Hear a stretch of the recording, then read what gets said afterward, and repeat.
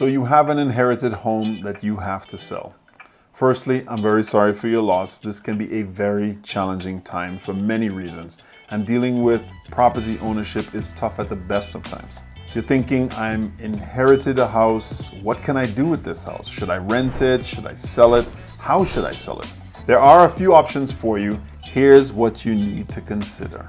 Drew Allum here. I am a licensed realtor in Calgary. Every month we get calls from people who are interested in selling an inherited home. Today I'm going to go through and give you some help to navigate that process. Now, if you're an investor and you're checking this out and you just want to find out some more information, whether it be buying or selling, we go through many home and buying and selling tips right here on the channel, so feel free to subscribe. Now back to this. If you do have an inherited home, here's a few things you need to keep in mind. Number one, make sure that mortgage is paid. This may sound obvious, but if the person who left you the property also had a mortgage, unless there was no mortgage and it was paid off, which is great, you have to pay it.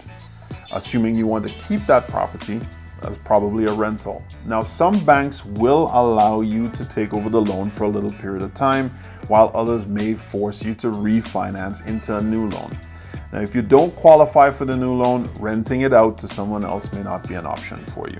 Number two, the investment is only as good as the manager. Now, if dealing with brokers, maintenance, tenants, rent collection, and all the nuances of property management isn't the best use of your time, hire a professional.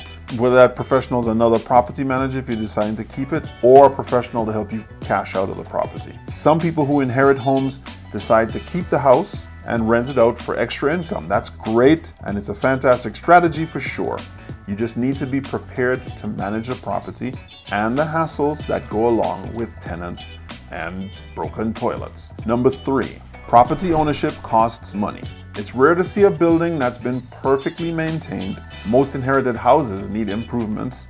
Some of them are going to be major.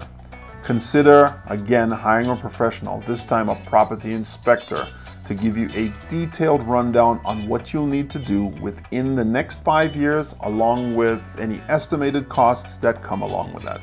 Surprises can be very, very expensive. Number four, selling a property for top dollar costs money.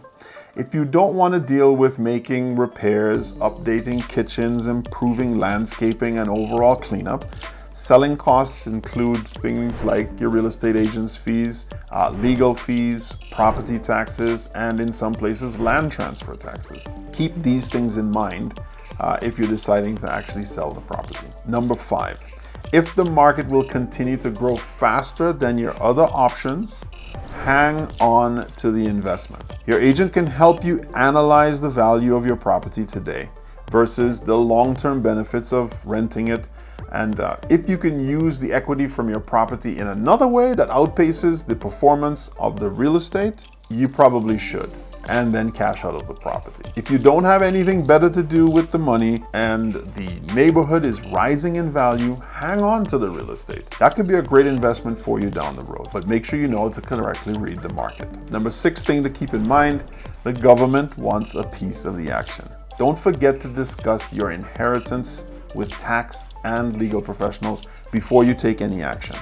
There are major property and income tax consequences that will dramatically impact the cost of owning your investment. Number seven, consider all your options. In certain situations, your real estate agent may be able to help you structure a lease option agreement that allows you to rent and sell at the same time, capturing the best of both worlds. These kinds of deals can be complicated, but a really good investment-focused agent can help you with that and help you win. Number eight, make a decision that's right for you. Your agent will help you determine prices for any property near you, and if you sold today without doing any work, what's the highest price the market will bear for that house, and the projected value of keeping it as a rental along with those costs. There's a lot to keep in mind. I know it's a lot for you right now because it is an inherited house, but if you do have any questions, leave them down in the section below and we'll see if we can get to those for you.